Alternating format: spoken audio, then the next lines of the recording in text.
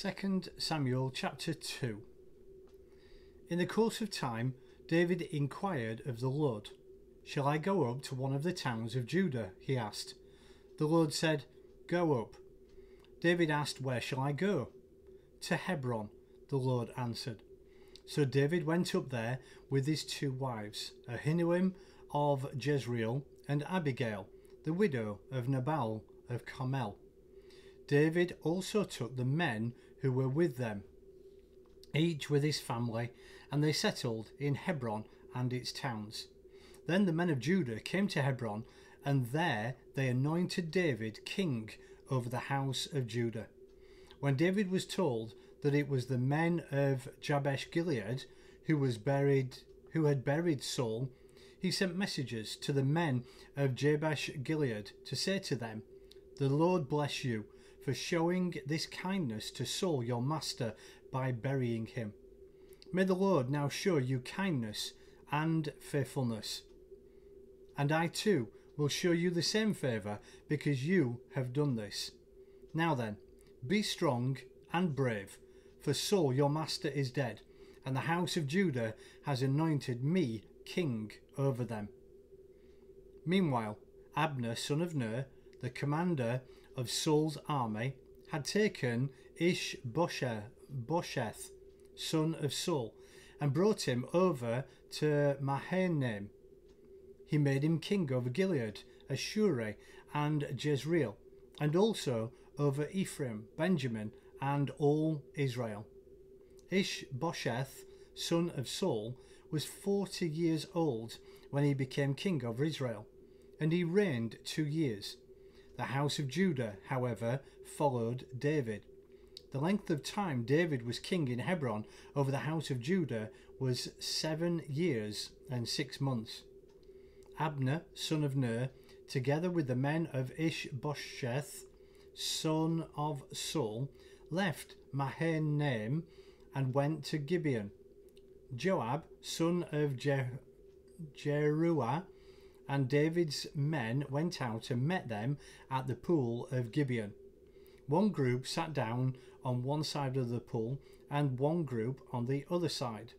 Then Abner said to Joab, "Let's have some of the young men get up and fight hand to hand in front of us." "All right, let them do it," Joab said. So they stood up and were counted off, 12 men for Benjamin and Ish-Bosheth, son of Saul, and 12 for David. Then each man grabbed his opponent by the head and thrust his dagger into his opponent's side, and they fell down together. So that place in Gibeah was called Helkath Hazzurim. The battle that day was very fierce, and Abner and the men of Israel were defeated by David's men. The 3 sons of Zeruiah were there, Joab, Abishai, and Asahel. Now Asahel was as fleet-footed as a wild gazelle. He chased Abner, turning neither to the right nor to the left as he pursued him. Abner looked behind him and asked, "Is that you, Asahel?" "It is," he answered. Then Abner said to him, "Turn aside to the right or to the left. Take one of the young men and strip him of his weapons." But Asahel would not stop chasing him. Again, Abner warned Asahel, "Stop chasing me. Why should I strike you down? How could I look your brother Joab in the face?" But Asahel refused to give up the pursuit. So Abner thrust the butt of his spear into Asahel's stomach, and the spear came out through his back.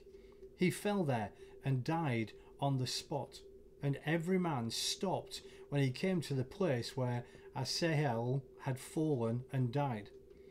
But Joab and Abishai pursued Abner, and as the sun was setting, they came to the hill of Ammah, near Giah, on the way to the wasteland of Gibeon.